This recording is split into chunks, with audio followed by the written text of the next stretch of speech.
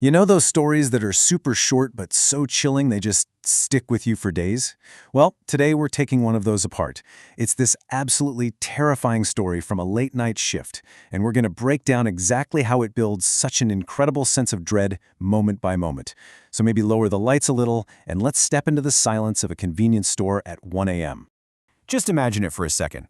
You're all alone, it's late at night, and you're in a place that already feels a little sketchy. Then the door opens, and your totally normal, boring shift is about to become an absolute nightmare. This is exactly where our story kicks off. Every great horror story, every single one, starts with setting the right atmosphere. And this one? Oh, it masterfully creates a stage of pure, creeping isolation. So our narrator is working the graveyard shift at a convenience store. It's 1 in the morning, that weird time when the whole city feels like it's holding its breath. The story makes a point of telling us this was a dangerous neighborhood, and he only took the job because, well, he needed the money. So the key thing here is he's already on edge, already feeling vulnerable, before anything has even happened. Okay, so with that lonely stage set, the main event is about to begin. This is the moment the story veers from a tense but normal reality into something truly bizarre. The bell on the door chimes, and reality itself starts to fray at the edges. A woman walks in, and right away her appearance is just alarming. The narrator says her condition is very poor. She doesn't say a word, she just drifts through the aisles, grabbing a whole pile of groceries. There's this kind of desperation in her actions that's really unsettling. She brings it all to the counter, and that's when the night's first big, creepy mystery presents itself. She looks at the narrator and says, "I have no money, but they are also hungry." Now, what's really creepy about this is what she does next.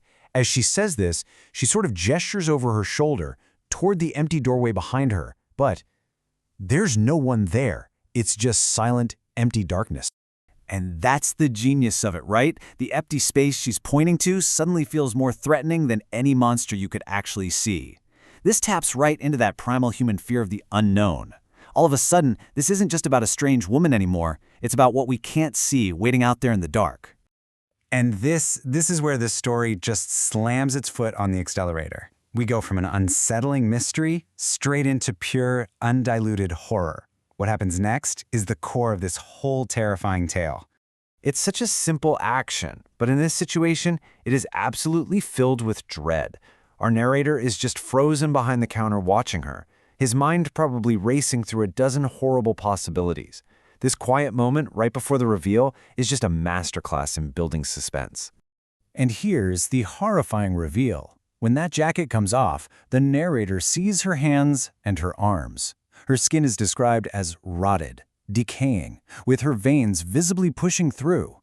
The whole encounter has just crossed this terrifying line from psychological dread to straight-up body horror. This isn't just a troubled person. This looks like a physical impossibility, a walking nightmare, and it's right in front of him. So let's just walk through this, because it's an unforgettable sequence. First, she starts scratching herself, not like an itch, but violently. Then, she tears off a piece of her own skin, and then she puts that piece in her mouth. And as if that wasn't horrific enough, she then starts moving, slowly, toward our narrator. And as she's coming towards him, she delivers this absolutely bone-chilling line, "If I feed them, they will come inside." In that one sentence, all the horrifying puzzle pieces just snap together. Her self-harm, the unseen they she's talking to, the threat of them coming inside, it's just a perfect storm of absolute terror. So just as the horror hits its absolute peak, the narrator's cornered and facing this entity, the story takes another sharp turn.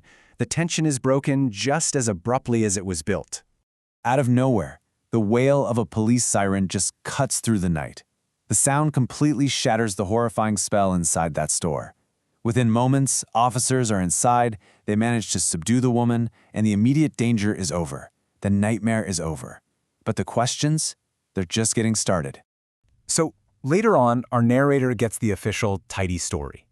The police tell him the woman was unwell, that she was suffering from a severe mental illness and was taken to a hospital.